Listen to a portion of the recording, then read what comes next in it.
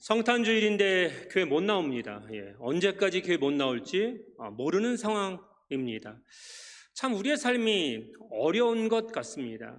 이럴 때 이런 말이 생각났습니다. 우리 사자성어 예전에 참 많이 외웠는데요. 부하내동이라고 하는 말입니다. 우리 모두 그 뜻을 알고 있습니다. 우레소리가 났습니다. 그러니까 우레소리에 맞춰서 함께 한다는 것입니다. 다시 말하면 이게 무슨 뜻이에요? 자신의 소신 없이 남들 하니까 그냥 따라하는 겁니다. 남들이 가니까 이 길로 가는 거고요. 남들이 그렇게 말하니까 나도 똑같이 말한다 라고 하는 것. 우리나라 속담에 같은 말이 있죠. 친구 따라 어디 가요? 강남 갑니다. 망둥이가 뛰니까 꼴뚜기도 뛴다 라고 하는 것입니다. 우리 모두 알고 있습니다. 한 번뿐인 인생, 되게 늦게 가는 것 같은 생각으로 빨리 갑니다. 이 한 번뿐인 인생에 남들 하는 대로 따라하고 남들 말하는 대로 똑같이 말한다고 그렇게 살다가는 결국 후회할 수밖에 없는 인생이 되어버린다는 사실입니다. 저희 고향은 의정부 가능동입니다. 옛날에는 그냥 농사 짓는 곳이었습니다. 촌이었습니다. 그때 시절 생각하면 그 동네는 지금도 가끔은 가보지만 참 좋았습니다. 이제 고요했습니다. 하루 열심히 살고 TV도 집에 다 없으니까 무조건 일찍 자는 겁니다. 깜깜하면 그냥 밤하늘 보고 밤이니까 자게 됩니다. 근데 이 고요하게 자는 이 밤에 갑자기 동네리에, 그때 개들 많이 키웠잖아요. 잡아먹기 위해서 키웠습니다. 지키려고 키운 게 아니라, 개 한 마리가 짖으면 그 짖는 개의 소리를 듣고 그 옆집의 개도 따라 짖습니다. 그러면 온통 동네가요, 한 마리가 짖으면 그냥 그 짖지마다 있는 개들이 전부 짖습니다. 그 집에 도둑이라도 들어왔으면 모르겠는데 도둑이 들어온 게 아닙니다. 그냥 아무 일도 없는데 개 한 마리가 짖으면 주변에는 모든 개가 짖어서 동네가 전부 깹니다. 그리고 동네가 온통 소란해지게 됩니다. 오늘 성탄주일을 맞이하면서 이런 생각을 했습니다. 고요하고 평안한 세상이 되려면, 죄송합니다, 은유법이고 비유법이죠, 짖지 말아야 됩니다. 누군가 쓸데없이 짖었습니다. 아무것도 모르고 짖었습니다. 왜곡해서 짖었습니다. 그러면 다른 사람들은 가만히 있어야 되는데 덩달아서 부하내동합니다. 그러니 세상이 고요할 틈이 없습니다. 신앙은 무엇입니까? 신앙은 무엇이냐? 국어사전을 찾아보니까 이렇게 말하고 있습니다. 신앙은 믿음의 대상을 굳게 믿고 가르침을 지키며 이를 따르는 일이다. 다시 말하면 우리에게 믿음 무엇입니까? 하나님을 굳게 믿는 겁니다. 흔들리지 않아야 됩니다. 그리고 흔들리지 않고 굳게 믿을 뿐만 아니라 그 말씀을 따르고 순종해야 된다라고 하는 것입니다. 다시 말하면 신앙은 그렇죠. 하나님, 내가 먼저 아닙니다. 내 소원이, 내 뜻이 먼저 아닙니다. 하나님이 먼저이고 하나님의 말씀이 먼저입니다 라고 고백하는 것입니다. 예수를 믿는다는 것은 내 뜻보다 하나님 아버지의 뜻을 구하고 따르는 것입니다. 근데 오늘날 우리 그리스도인들, 크리스찬들 참 주위에 많은데 보면 안타깝지만 많이 변질되었습니다. 오늘은 성탄주일입니다. 이 땅에 우리를 구원하시기 위하여 말씀이 육신이 되어 오신 예수님은 영원한 진리로, 영원한 사랑의 모습으로 오셨습니다. 우리는 예수님을 통하여 이 믿음과 사랑을 회복할 수 있고 우리가 구원의 반열에 동참할 수 있다는 사실을 말씀을 통하여 알 수 있습니다. 예수님은 깨어지고 신음하며 특히 온 인류가 코로나19로 힘들어하는 이 때에 우리에게 참 평안과 우리 삶의 목적지인 우리가 어디로 가야 하는지에 대한 것을 다시 한번 깨우쳐 주신다라고 하는 것입니다. 그래서 연인이 그 높은 곳에서 사랑하는 연인을 향하여 노래를 부르는 것을 뭐라고 해요? 이걸 세레나데라고 합니다. 그 마음과 그 모든 뜻이 담겨 있습니다. 마치 예수님이 이 땅에 오신 이유가 우리의 구원을 위하여 오셨다는 사실, 그 부르심, 오늘 저와 여러분에게 똑같이 향하고 있다라고 하는 것입니다. 오늘 우리가 이 거룩한 곳에 예배드리지 못하지만 각자의 모니터 앞에서 우리가 앉아 있지만 우리가 처음 예수님을 만났을 때의 모습을 다시 한번 되돌아보았으면 좋겠습니다. 저는 저희 집안에서 처음으로 예수를 믿은 사람입니다. 저희 집안은 지금 돌아가신 아버지와 또 살아계신 어머님과 제 동생, 그리고 예찬이와 예나 3대가 예수를 믿는 일이 그래도 감사하게 아직까지는 이어져 오고 있습니다. 제가 가장 크게 바라고 기도하는 최고의 제목, 물론 교회 헌당입니다. 그러나 그 헌당에 못지않게 늘 기도하는 것은 무엇이냐면 저나 저희 가족이나 또 저희 자손 중에 한 사람이라도 예수님 밖으로, 교회 밖으로 나가는 사람이 없게 되게 되어 달라고 저는 늘 기도하고 있습니다. 왜? 예수 믿는다는 것, 교회 나온다는 것, 이거 정말 중요한 일입니다. 제가 목사이기 때문에 상투적으로 말하는 것이 정말 아닙니다. 제가 예수 그리스도를 믿고 지금까지 살아오면서 가장 좋았던 일이 무엇일까라고 하는 것, 최고의 것이 무엇인가라고 하는 것, 그것은 단 하나로 요약할, 저는 천국을 바라볼 수 있다라고 하는 것이라고 생각합니다. 요즘처럼 집값이 죄송하지만 미친 듯이 오르고 있습니다. 이럴 때 예수님 믿는다는 것이 얼마나 좋은 일인지를 저는 늘 생각합니다. 저는 개인적으로 이 땅에 집이 없습니다. 그러나 하나도 그것 때문에 위축되거나 소외되지 않습니다. 서울에 집을 가져야 성공했다고 얘기하는데 제 살아생전에 서울에 집을 갖는 것, 이거 불가능합니다. 그러나 하나도 부족하지 않습니다. 왜? 하나님 나라인 천국에 저의 집이 예약되어 있다는 것을 저는 믿기 때문입니다. 이제 열심히 살다가 저는 그냥 입주만 하면 됩니다. 그래서 저는 세상에 태어나서 가장 잘한 일이 무엇이냐? 바로 교회를 나간 것이라고 생각합니다. 그곳에서 예수님을 만났고 영접했고 지금까지 믿고 있다는 것입니다. 감사하게 나름대로는 참 열심히 믿고 지금 진짜로 믿고 있습니다. 세상의 복들은요, 개인의 가치와 또 개인의 사상과 생각에 따라서 이게 복인지 아닌지 나눠줄 수 있습니다. 그런데 성경이 말하는 이 복은 가장 중요한 복입니다. 예수님을 왜 믿느냐? 자, 시편 32편 1절입니다. 자막에 나와 있습니다. 시작. 허물의 사하심을 받고 죄가 가려진 자는 복이 있도다. 아멘. 이 말씀은 저희가 교회 나와서 예수 그리스도를 영접하고 십자가의 길을 왜 가느냐? 단 한 가지라는 겁니다. 우리가 이 땅에 태어나 어쩔 수 없이 죄인이기 때문에 이 죄의 허물과 죄를 사하지 못하면 결코 우리에게는 복이 주어질 수 없다는 사실입니다. 그러니 예수를 믿을 때 가장 큰 복이 뭐예요? 돈 번 거요? 성공한 거요? 내가 유명해진 거요? 내가 높은 권력자가 된 거요? 아닙니다. 예수 믿고 최고의 복은 죄사함을 받은 것임을 여러분 꼭 믿으시길 주님의 이름으로 축원드립니다. 아멘. 제 모교회는 간합교회가 아닙니다. 제 모교회는 간흥 이동에 있는 의정부 시민교회입니다. 원래 이 교회는 의정부시 간흥 3동에 있는 안거래 산성교회라고 아주 자그마한 교회였습니다. 근데 그 교회가 저희가 살고 있는 전셋집 간흥이동 동사무소 옆으로 땅을 사서 새 성전을 짓기 시작했습니다. 그리고 내려오면서 그 산성교회 이름을 간흥중앙교회로 바꿨습니다. 나중에 다시 지금 있는 시민교회로 바꾸었습니다. 저는 그 교회가 질 때 기둥만 올라가서 교회가 중단되었을 때, 지금도 기억합니다.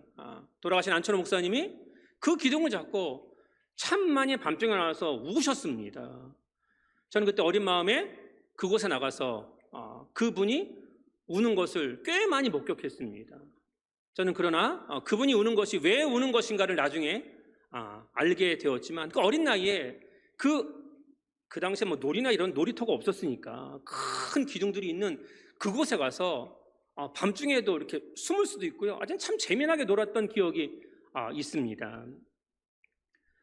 그런 우여곡절을 걷고 이제 그 교회가 성전을 완공했습니다. 그리고 안 나갔습니다. 저는 교회를 나가본 적이 없으니까. 그런데 초등학교 3학년 때 친구가 저를 전도했습니다. 한 번도 나가보지 않았는데 제가 처음 교회를 나갔는데 교회가 너무너무 좋더라고요. 안 좋은 게 없습니다. 정말 그때부터 지금까지 교회를 떠난 적이 없습니다. 초등학교 3학년 때 갔는데요, 6학년 때 저 어린이 회장했습니다. 그때는 뭐 교회가 폭발적으로 부흥할 시기이니까 중등부 회장도 하고 고등부 회장도 하고 그 교회에서 청년부 회장도 했습니다. 그러다 십자가의 복음을 깨닫고 진로를 바꿔서 목사가 되기로 결정했습니다. 그때 다니던 수많은 선후배들 그리고 동기들이 부흥회 때마다 목사가 될 사람 부흥사 목사님들 일어나라 그랬습니다. 정말 많이 일어났습니다. 근데 저밖에 안 됐습니다. 제 모교인 고등학교가 그래도 좀 괜찮은 학교인데 제 선후배나 동기 중에도 저밖에 없습니다. 그래서 제가 좀 대접을 좀 받습니다. 저는 그렇게 생각합니다. 왜 우리가 믿음을 가지고 살아가는 그 삶에서 가장 중요한 핵심 가치가 무엇일까라고 하는 것, 그것은 바로 제 뒤에 있는 십자가입니다. 저 십자가가 왜 중요하냐? 십자가의 가치는 예수님이 십자가에 달려 죽으심으로 저와 여러분, 아니 우리들 모두의 죄를 사하셨다는 것입니다. 오늘 성탄주일을 맞이했습니다. 이번 주 금요일이 성탄절입니다. 예수님 이 땅에 아기 예수님의 모습으로 왜 오셨습니까? 십자가를 지시기 위함입니다. 자, 십자가를 지신다는 것은 무엇이냐? 인간의 힘으로는 죄를 사할 수 없기 때문에 하나님이 육신이 되어 이 땅에 오신, 말씀이 육신이 되어 오신 예수님이 우리의 죄를 사하시기 위하여 아기 예수님의 몸으로 오셨다는 사실입니다. 이것이 기독교의 핵심 가치입니다. 그런데 이 가치가 점점 변이되었습니다. 죄사함 받는 것 별로 관심 없습니다. 어떻게 하면 성공할까? 어떻게 하면 더 높아질까? 어떻게 하면 더 많은 것을 가질까? 어떻게 하면 더 많이 누릴까? 그러나 아시죠? 예수님은 이 땅에 오셔서 성공하셨나요? 많이 가지셨나요? 누리셨나요? 아니요. 십자가 달려 피 흘려 돌아가셨을 뿐입니다. 왜? 우리의 구원을 위함입니다. 우리의 구원은 바로 하나님의 나라인 천국을 바라볼 수 있게 만드는 유일한 방법이었습니다. 하나님 나라인 천국에 들어가는 방법은 세상의 방법과 다릅니다. 세상은 공부 잘해야 됩니다. 세상은 멋있게 생겨야 됩니다. 세상은 능력이 있어야 됩니다. 안타깝지만 세상은 줄도 잘 서야 됩니다. 끼리끼리 모입니다. 초록은 동색입니다. 내 편이 아니면 적인 세상입니다. 그런데 하나님의 나라는 공부를 못해도 괜찮습니다. 잘나지 않아도 괜찮습니다. 줄 서지 않아도 괜찮습니다. 실패해도 괜찮습니다. 돈이 없어도 괜찮습니다. 세상에 권력자가 아니고 신분이 낮아도 괜찮습니다. 그런데요, 단 하나, 죄는 가지고 들어갈 수 없습니다. 이 죄는 예수 그리스도를 믿지 않고는 결코 사해질 수 없는 것이라는 사실입니다. 그래서 우리가 예수 그리스도를 이 땅에 보내신 하나님의 그 무한한 사랑과 예수님이 우리를 구원하시기 위하여 그 죄를 사하시기 위하여 피 흘리신 그 사랑을 오늘도 우리가 받지 못한다면 여전히 세상 가치와 또 내 개인적인 기준에 따라서 삶이 우왕좌왕한다면 그 당시 예수님이 오신 것을 맞이하지 못했던 그 당대의 성공적인 사람들의 모습과 다를 바가 없게 된다라고 하는 것입니다. 하나님은 우리 인간의 모든 죄를 사하시기 위하여 단 하나의 방법을 쓰십니다. 수많은 선지자 수천 년 동안 보내셨지만 아무도 그들의 말을 듣지 못하였습니다. 그래서 하나님은 예수 그리스도를 땅에 보내시고 예수님이 이 땅에 오셔서 제일 먼저 하신 일은 제자들을 부르시는 일이었습니다. 이게 콜링입니다. 하나님이 저와 여러분을 이 간합교회로 부르셨다고 저는 확실하게 믿습니다. 예. 이거는요, 응답하는 사람만이 알게 되는 것입니다. 이사야서 11장 10절입니다. 시작. 그날에 이새의 뿌리에서 한 싹이 나서 만민의 기치로 설 것이요 열방이 그에게로 돌아오리니 그가 거한 곳이 영화로우리로다. 아멘. 오늘 이 땅에 예수 그리스도가 오셨습니다. 모든 사람을 구원하기 위해서 오셨고 그 예수님은 오늘도 우리를 부르실 뿐만 아니라 더 많은 사람들을 부르십니다. 이사야서 55장 7절은 이렇게 말씀하고 있습니다. 시작. 악인은 그의 길을, 불의한 자는 그의 생각을 버리고 여호와께로 돌아오라. 그리하면 그가 긍휼히 여기시리라. 우리 하나님께로 돌아오라. 그가 너그럽게 용서하시리라. 아멘. 오늘도 부르시는 겁니다. 지금 가는 길 잘못된 길이야. 그 길 가지 마라. 돌아오라 라고 부르십니다. 오늘 우리의 삶은 어떤 삶입니까? 예수님이 직접 말씀하셨습니다. 마태복음 11장 28절입니다. 시작. 수고하고 무거운 짐진 자들아 다 내게로 오라. 내가 너희를 쉬게 하리라. 아멘. 오라고 하십니다. 인생 수고하고 무거운 짐을 지고 걸어가는 길 아닙니까? 오늘 우리를 부르신다는 것입니다. 오늘 본문의 말씀이 그렇습니다. 하나님께서 남유다 백성을 정말 안타깝게 부르고 계시는 모습입니다. 본문의 배경 우리 모두 잘 아는 것처럼 사울을 세웠는데 사울이 타락합니다. 그 다음에 다윗을 세웠습니다. 다윗은 하나님 말씀대로 믿음을 지켰습니다. 그런데 웬걸요? 그의 아들 솔로몬은 바로 타락합니다. 여자들 때문에, 세상의 향락 때문에 타락하죠. 결국 그 나라가 나눠집니다. 북이스라엘과 남유다로 나뉘어졌습니다. 르호보암부터 시작한 북이스라엘 19명의 왕이 있었습니다. 계속 모반, 쿠데타, 반역, 계속 왕조가 바뀝니다. 그러다 19대 왕인 호세아 때 아수르에게 사마리아는 함락되고 몰락합니다. 그때 모든 사람들이 아수르로 끌려가고 아수르 사람들이 내려와서 북이스라엘로 이주하고 북이스라엘에 남아있던 여자들과 결혼하게 되므로 혼혈민족이라고 하는, 그래서 예수님 계셨을 당시에 이 사람들을 뭘로 불렀어요? 이스라엘 사람을 안 부르고 사마리아인이다 라고 불렀습니다. 너는 섞였다는 겁니다. 너는 이방 사람이라고 얘기하는 것입니다. 그런데 북이스라엘이 패망한 원인, 하나님을 거역하고 우상숭배하는 그런 모습을 보고 패역한 저들이 멸망하는 것을 봤는데 남유다가 전혀 반면교사로 삼지 않고 돌이키지 않습니다. 남유다 왕국, 그냥 예루살렘 성전이 있으니까 하나님 우리를 끝까지 지켜주실 거야 라고 생각하는 것만으로 만족하지 않고요, 남유다 예루살렘 성전 안에다가 우상 신전들을 만들어 놓습니다. 각 산 등성이마다 우상 숭전들을 다 만들어 놓습니다. 사당들을 지어버립니다. 계속하여 악한 길로 갑니다. 그럴 때 12번째 왕인 아하스, 히스기야의 아버지죠. 계속해서 이 모습을 가지고 남유다를 통치하니 권력자가 하나님을 떠나면 밑에 있는 사람들 하나님 마음대로 믿기 어렵습니다. 그러니 남유다 백성도 다 돌아갑니다. 하나님께로 돌아가는 게 아니라 우상에게로 돌아갔습니다. 그때 이 아하스의 아들인 히스기야가, 아시죠? 종교개혁을 일으키죠. 다시 하나님께로 돌아가자라고 해서 우상 신전들을 다 부수고 오직 하나님의 말씀으로 살아야 된다라고 해서 종교개혁을 일으킵니다.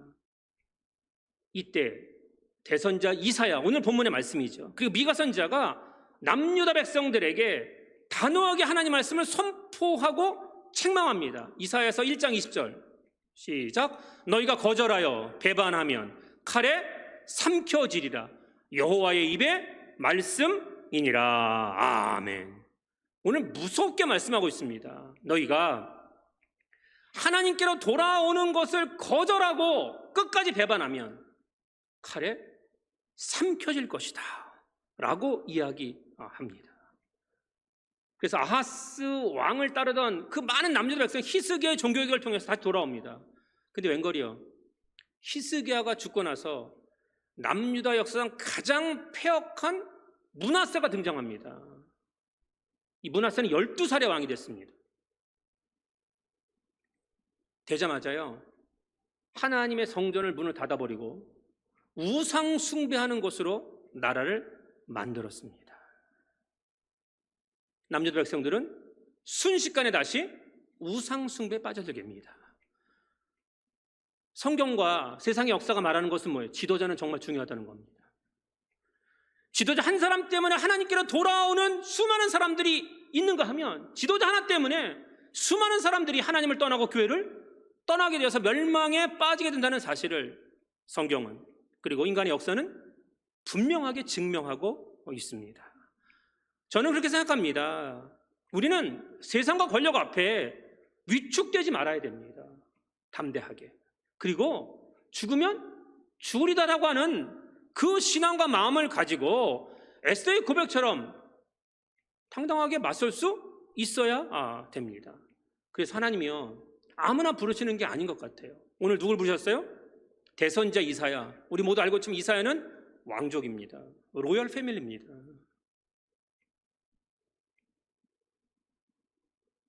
걱정이 없는 인생입니다. 오늘 얘기한 것처럼 손가락 까딱하지 않아도요, 그 손에 물 한 방울 묻히지 않아도요, 다 시종들이 다 해줍니다. 옷 벗고 입고 뭐 먹고 마시고 자고 정말 까딱할 필요가 하나도 없는 겁니다. 그런데 지금 이사야는 알아요. 내가 지금 하나님이 나를 부르셨어요. 근데 내가 선지자가 되면 남유다 사람이 선지자 안 좋아하거든요. 싫어하거든요. 아니, 죽이려고 하거든요. 내가 이 부경화를 버리고 하나님의 말씀을 전하는 사람으로 살아?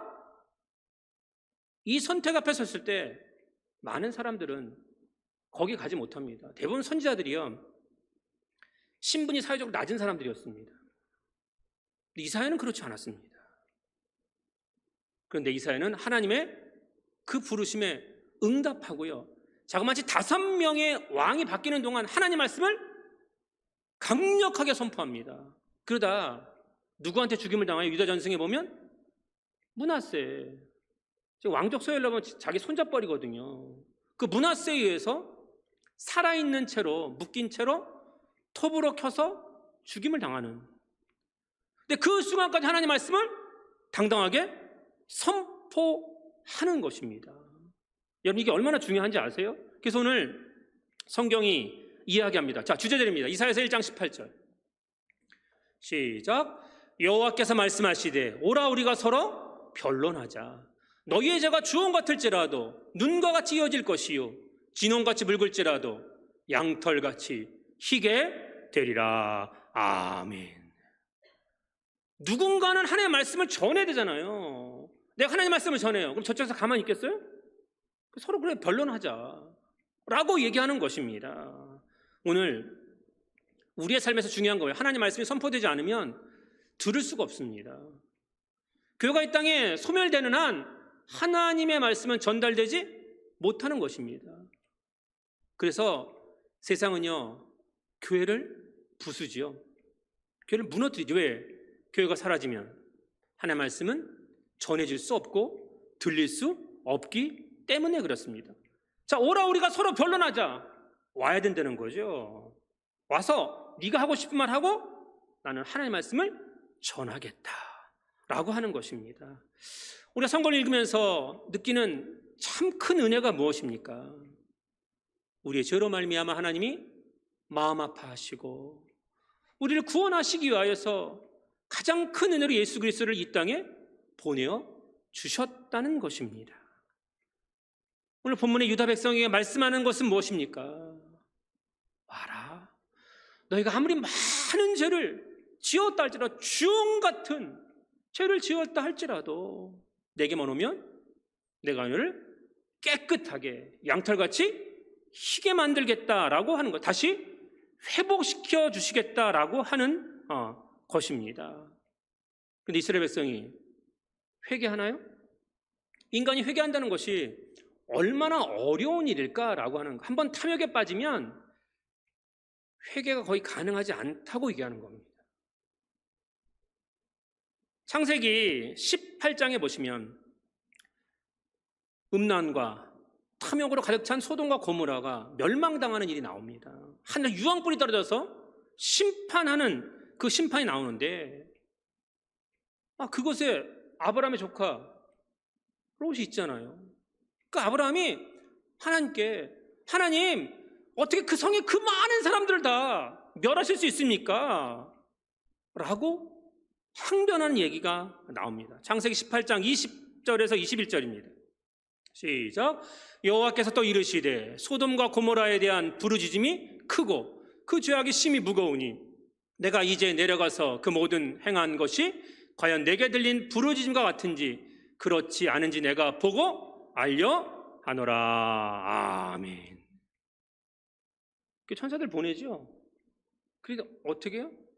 롯이 자기 딸을 내어주겠다는 거죠. 왜? 남자들이 와서 동성애를 하겠다고 난리를 치니까 결혼하지 않은 자기 딸을 보내는, 그러니까 이게 얼마나 타락된 모습인지 지금의 모습과 똑같습니다. 그러니까 인간의 육신이 원하는 일로 그냥 내어버리는 겁니다.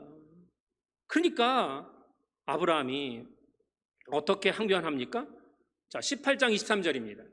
창세기 18장 23절 시작. 아브라함이 가까이 나와 이르되 주께서 의인을 악인과 함께 멸하려 하시나이까. 아멘. 아브라함이 말씀, 하나님, 거기 악인만 있는 게 아니라 의인도 있습니다. 근데 어떻게 악인 때문에 의인이 멸망당합니까? 그러니까 하나님이 어떻게 말씀하셔요? 창세기 18장 26절입니다. 시작. 여호와께서 이르시되 내가 만일 소돔 성을 가운데에서 의인 50명을 찾으면 그들을 위하여 온 지역을 용서하리라. 아멘. 하나님께서 50명을 제안하십니다. 아브라함 곰곰이 생각해 보니까 그 소돔성에 얼마나 많은 사람이 살아요. 50명은 있겠지 생각했는데 하나님이 50명을 딱 말씀하시는 그 순간 50명이 없을 것 같아요. 그래서 어떻게 얘기하죠? 50명에서 하나님 45명이면요 하나님께서 그래 좋다. 그러니까 아브라함이 자신이 없어요. 그러면 40명이면요 하나님이 좋다고 말씀하시죠. 근데 아브라함이 또 자신이 없어요. 다시 몇 명으로 얘기해요? 하나님 30명은요 하나님이 좋으시다고 얘기해요. 그런데 아브라함이 또 30명도 자신이 없어요. 그래서 하나님 20명이요 그러면 하나님은 오케이. 아브라함은 20명도 불안합니다. 다시 20명에서 몇 명까지 내려갔죠? 창세기 18장 32절입니다. 시작. 아브라함이 또 이르되 주는 노하지 마옵소서. 내가 이번만 더 아뢰리이다. 거기서 10명을 찾으시면 어찌하려 하시나이까. 이르시되 내가 10명으로 말미암아 멸하지 아니하리라. 아멘. 여기서 재미난 것은 하나님은 용서와 사랑의 하나님이라는 걸 보여주는 거예요. 5번씩 몇 번이에요? 50명에서 몇 명까지 내려갔어요? 10명까지 내려갔습니다. 근데 10명이 있었어요? 없었어요? 없었습니다. 소돔 고모라 유황불로 멸망당했습니다. 창세기 19장 24절에서 25절입니다. 마음 아픈 얘기입니다. 시작. 여호와께서 하늘 곧 여호와께로부터 유황과 불을 소돔과 고모라에 비같이 내리사 그 성들과 온 들과 성에 거주하는 모든 백성과 땅에 난 것을 다 엎어 멸하셨더라. 아멘. 의인 10명이 없어서 멸망당했습니다. 저는 그렇게 생각합니다. 주일이 무엇입니까? 왜 하나님이 주일날 우리를 부르시는 거예요?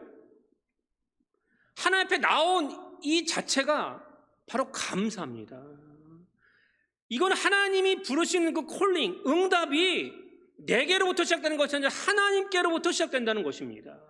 그리고 그 은혜 받은 우리가 나와서 하나님 앞에 죄사함의 용서를 다시 고백하잖아요. 회개하잖아요. 그러면 하나님께 사랑의 은총을 다시 베풀어 주시는 것, 그것이 바로 예배입니다. 이게 얼마나 중요한지, 돈을 벌고 합격을 하고 뭐 진급을 하고 높은 자리에 올라가고 그런 것이 아닙니다. 다 올라갔다가요, 다 떨어지고요, 다 가졌지만 다 소용없는 날이 오게 된다라고 하는 것입니다. 우리가 무엇을 위해서 열심히 살아야 됩니까? 오늘 왜 남유다 백성을 통해서 이사야 선지자가 하는 하나님의 말씀을 대언하고 계십니까? 이들을 멸망하기 위해서 이사야가 말하는 게 아니잖아요. 이들을 용서하고 구원하기 위해서 말씀하고 있다라고 하는 것입니다. 자, 보십시오. 1장 18절 다시 한번 읽어볼까요? 1장 18절 시작. 여호와께서 말씀하시되 오라 우리가 서로 변론하자. 너희의 자가 주홍 같을지라도 눈과 같이 이어질 것이요 진홍같이 붉을지라도 양털같이 희게 되리라. 아멘. 너희 죄가 아무리 많아도 내가 깨끗하게 용서해주고 다시 회복시켜주고 너희를 사랑하겠다라고 말씀하고 있습니다. 아시잖아요. 우리가 깨끗해진다는 것이 무엇이죠? 세상의 물건 처음 사면 정말 애지중지하잖아요. 그렇죠? 뭐 여자들 명품 백을 사면 어떻게 들고 다니는데요? 비가 오면 그 백의 비를 안 맞기 위해서 옷 속에 집어넣는다면요. 근데 그 가짜면 어떻게 해요? 머리 위로 들고 다닌다면요. 이렇게 그때 보면 안 되면. 그러니까 그만큼 애지중지하는. 근데 아무리 이렇게 애지중지해도요, 스크래치 납니다. 금방 납니다. 그럼 햇빛에 보이면 그거 막 속상해요. 남자들 차 한 번 사면 그거 그냥 조금 스크래치 나면 막 난리치는 남자들 되게 많습니다. 예. 세상은 아무리 새 거라고 해도 흠집이 나요. 근데 하나님이 우리를 용서해 주시고 죄사함을 주신 것은 절대 흠집이 없다는 것이고 완벽한 용서가 주어진다는 사실입니다. 그래서 우리가 이 땅에 사는 동안 어떤 삶의 모습을 가지고 있느냐라고 하는 것, 우린 다 죄인이잖아요. 이미 흠집이 많이 난 사람들이에요. 그래서 내가 하나님 앞에 어떻게 가까이 가? 이거 사단에게 속는 겁니다. 속으시면 안 돼요. 자, 마태복음 1장에 보시면 예수님의 족보가 나옵니다. 그 족보에 보면 기가 막힌 여자들이 나와요. 성경을 기록할 당시에 여성들은 그 이름이나 숫자에 노출되는 상황이 아니었기 때문에 노출되지 않는데, 성경에 그 이름을 노출시켰는데 그들이 뭐 훌륭한 사람, 정말로 배울 만한 사람, 존경받는 사람이 아니라 어떻게 이런 여자들의 이름을 올려놨을까 생각할 정도로 정말로 참담한 여인들의 이름이 등장합니다. 그게 누구예요? 다말과 라합과 룻과 밧세바입니다. 우리 모두 알고 있지 않습니까? 다말은 누구예요? 가나안 여인입니다. 그런데 이제 시아버지 유다가 계속 형제들이 죽으니까 이 다말을 친정으로 돌려보내죠. 그랬더니 이 다말이 어떻게 해요? 변장을 하고 와서 자기 시아버지와 관계를 해서 쌍둥이인 베레스와 세라를 낳았습니다. 라합은 어떤 여인이에요? 몸을 파는 기생이었습니다. 룻은 당시 기생보다 더 수치스러웠던 이방 여인입니다. 밧세바는 누구예요? 본래 다윗의 아내가 아닙니다. 다윗의 군대 장군 중에 하나인 우리아의 아내였습니다. 이거 예수님의 족보는 고사하고 자신의 가문의 족보에도 수치스러워서 올릴 수 없는 이름들입니다. 그런데 예수님의 족보에 정확하게 올라와 있는 이유는 무엇일까요? 이들도 예수님을, 그리고 하나님을 믿음으로 무엇이 사해진 거예요? 죄가 사해졌다는 것입니다. 깨끗하게 사해졌다는 것입니다. 왜 훌륭한 신앙을 갖고 있는 여인들의 이름을 빼면서도 이런 여인들의 이름을 넣었냐? 이건 하나님의 의도가 있죠. 메시지가 있습니다. 그것은 뭐예요? 다말과 라합과 룻과 밧세바가 수치와 화물이 많아도 하나님은 하나도 이전 것은 기억하지 않으시겠다는 것입니다. 하나님이 저들의 죄와 그 모든 잘못된 수치와 그 멸치를 완벽하게 용서해 주셨다는 거예요. 그래서 기독교는 그 자체가 복음이죠. 복음은 기쁜 소식입니다. 뭐 이단이 얘기하는 기쁜 소식이 아니고 그 자체, 기독교는 그 자체 말씀이 복음, 기쁜 소식이고 용서와 사랑의 종교라는 사실입니다. 그래서 교회 다니는 사람은 전 기쁨이 있어야 된다고 생각합니다. 제가 신앙생활 하면서 늘 생각하고 있는 말씀, 제가 채플 시간에 신학생 때 미국인 목사님이 와서 한국에 몇 년 동안 있었습니다. 그리고 나서 이렇게 설교를 하는데 그런 얘기를 하더라고요. 자기가 한국에 와서 몇 년 동안 이제 목회를 하면서 느꼈던 것 중에 한국의 기독교인들에게 참 마음 아픈 거, 잘못된 것이 있다. 뭐냐? 한국의 기독교인들은 늘 교회면 울상이라는 거예요. 늘 죄책감에 사로잡혀 있고 늘 이렇게 표정이 막 기도만 하면 울라 그러고 막 그냥 답답해하고 막 이런다는 겁니다. 그러면서 왜 한국 사람들은 신앙생활하면서 기쁨이 없나? 라고 하는 거. 왜 그래요? 우리 어렸을 때부터 잘못 배웠어요. 우리는 늘 죄인이다. 죄인 맞아요. 죄인 맞아요. 그러나 우리의 죄를 누가 사하셨어요? 예수님이 십자가상에서 사하셨으면 여러분 꼭 믿으시기 바랍니다. 예. 그래서 그 목사님이 그랬습니다. 아니, 자기는 설교 시간에 예수님이 죽기라도 했습니까? 왜 이렇게 예배 드리면서 울상입니까? 늘 얘기한다는 거예요. 서양의 기독교인들은요, 빵긋빵긋 웃습니다. 예. 교회 안 다니는 사람도 다 사람들 만날 때요, 화납니다. 근데 우리는 만나면 화가 난 표정, 그리고 말 안 하는 표정, 막 늘 이런 표정이잖아요. 예수님이 이 땅에 왜 오셨어요? 죽으러? 아니요. 우리 죄를 사하러 오셨다라고 하는 거. 그러니까 좀 환하게 기쁨으로 웃어야 됩니다. 아니, 코로나19 이것 때문에 세상 다 죽은 것처럼 그렇게 하고 그냥 축 쳐져 다니지 마십시오. 우리의 삶 언젠가는 다 쓰러지고 다 무너지는 것입니다. 그런데 우리는 지옥 갈 사람들이 아니에요. 교회만 나오면 예수 그리스도와 십자가를 믿으면 다 용서해 주시고 천국에 들어간다는 사실입니다. 누가 우리를 하나님 앞에 정죄하냐고 얘기하잖아요. 바울이 정죄할 수 없고 하나님의 사랑에서 끊을 수 없다고 고백하는 거 아닙니까? 우리 영어 좀 하잖아요. 영어 좀 하면서 늘 느끼는 게 뭐예요? 영어 참 좋은 게 이게 참 복음적이잖아요. 우리 아침에 만나면 뭐래요? Good morning. 그죠? 점심에 만나면 뭐래요? Good afternoon. 이러잖아요. 이게 무슨 뜻이에요? 이 굿이 뭐예요? 굿이 좋다는 뜻이, 이 굿의 어는 하나님 가십니다. 예? 하나님에서 좋은 게 나오는 거예요. Good morning은 뭐예요? 하나님 이 아침을 도와주십시오. 하나님께서. 다시 말하면 뭐예요? 하나님만이 이 아침을 도와주실 수 있다는 겁니다. 자, 굿모닝 했어요? 그리고 나서 좀 이따 뭐라 그래요? 3시간만 지나면 굿 애프터눈. 이게 무슨 말이에요? 하나님께서 이 점심을, 이 낮을 하나님만 도와줄 수 있습니다 라고 얘기하는 것입니다. 그리고 굿 이브닝, 굿 나잇. 우리가 이후의 시간을 어떻게 될지 몰라요. 누가 도와줘야 돼요? 하나님이 도와달라는 것입니다. 그러니까 환하게 웃잖아요.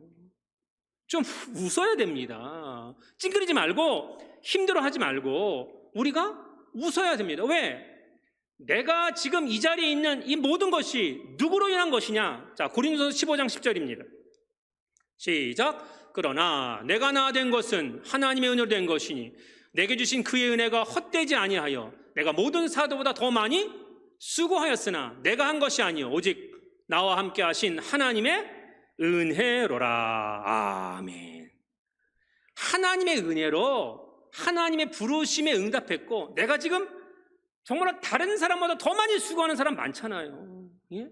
그런데 그것조차도 누가 한 거예요? 하나님의 은혜다라고 하는 것입니다. 그래서 갈라디아 교인들 향해서 어떻게 얘기해요? 갈라디아서 6장 14절입니다. 시작. 그러나 내게는 우리 주 예수 그리스도의 십자가 외에 결코 자랑할 것이 없으니 그리스도로 말미암아 세상이 나를 대하여 십자가에 못 박히고 내가 또한 세상을 대하여 그러하니라. 아멘. 우리는 결코 십자가 외엔 자랑할 것이 없다고 바울이 얘기합니다. 부족하지만 저도 지금의 제가 된 것, 그리고 여러분도 지금의 여러분의 삶의 모습이 된 것, 그것이 하나님의 은혜임을, 십자가의 은혜임을, 곧 속죄의 은혜임을 꼭 믿으시길 주님의 이름으로 축원드립니다. 우리를 사랑하시는 까닭은 단 하나의 하나님 자녀이기 때문입니다. 다른 이유 아무것도 없습니다. 우리가 이 땅에 사는 동안 그래서 우리를 자랑하지 않고 예수 그리스도를 자랑하고 십자가를 자랑하고 또 우리를 부르신 간합교회를 또 이 아름다운 성전을 세운 우리 교회를 자랑하는 것, 여러분, 하나님 우리를 의인이기 때문에 사랑하시는 것이 아니에요. 우리가 아무리 주홍 같은 죄를 지었을지라도 우리를 깨끗하게 용서하시고 희게 하실 하나님이 부르셨다는 그 사실, 그렇기 때문에 우리의 삶, 사랑하는 여러분, 결코 믿음의 삶으로 끝나는 것이 아니기 때문에 귀한 믿음의 삶으로 하나님 앞에 주시는 삶의 모습, 어떤 삶의 모습이 우리에게 필요합니까? 성탄절이 왜 있는 거예요? 아기 예수님으로 오신 그 예수 그리스도를 다시 한번 우리가 정말로 믿음으로 영접하고 그 믿음으로 일어나시길 주님의 이름으로 축원드립니다. 승리와 영광을 위하여 기쁨으로 살아가십시오. 내 삶, 어느 순간 정말 내가 최선을 다하는 그 순간이 나로 하여금 힘듦을 준다 할지라도 쓰러질 필요가 없습니다. 오늘 오전에 박만성 님이 전화 오셨어요. 갑자기 어제 너무 어지러워서 아까 오전에 통화를 하는데 막 장로님이 정신이 없어서 막 통화를 하시는 거예요. 너무너무 아프셔서. 그래서 왜 그러셨냐 들어보니까 장로님이 이제 기도 준비하는데 이 기도 준비가 쉽지가 않거든요. 그 기도 준비하다가 막 돋보기를 쓰고 막 워드를 치고 하다가 쓰러지셨대요. 사실은 지난주에. 그런데 어떻게 이제 기도 못할 것 같았는데 그래도 하나님 힘주셔서 지난주에 기도하셨잖아요. 대표 기도하셨잖아요. 이상이 없었대요. 근데 어저께 갑자기 막 지구가 돌더라는 거예요. 막 정신이 없으시는 거예요. 제가 그런 느낌이 들었어요. 장로님이 이제 연세도 많으시지만 약하시기도 하시지만 기도를 준비하시다 쓰러지셨다는 거예요. 오늘 우리는 무엇을 준비하다가 쓰러지고 싶습니까? 돈 벌다가요? 합격하려고요? 성공하려고요? 뭐 큰 집 살려고요? 넓은 땅 살려고요? 아니요. 예수님이 이 땅에 오신 것은 가지러 오신 것이 아닙니다. 누리러 오신 것이 아니에요. 우리 모두의 죄사함을 위하여 오셨습니다. 그러면 우리가 죄사함 받은 사람답게 천국에 우리의 집이 있다고 생각한다면 이 땅에서 조금 어려우면 어떻습니까? 이 땅에 좀 힘이 들면 어떻습니까? 이 땅에 성공하지 않으면 어떻습니까? 나는 하나님 나라의 백성이고 그곳에 나의 영원한 집이 있다 그러면 내 삶의 마지막까지 내가 교회를 떠나지 않고 주님을 떠나지 않고 그 십자가의 길을 끝까지 걸어가 그 예전에 영접했던 그 기쁨, 그 감격, 그 감동을 가지고 다시 한번 일어나서 귀한 아기 예수님의 오신 이 성탄절을 맞이하여 하나님 앞에 크게 쓰임받는 우리 모두가 되시길 주님의 이름으로 간절히 축원드립니다. 아멘.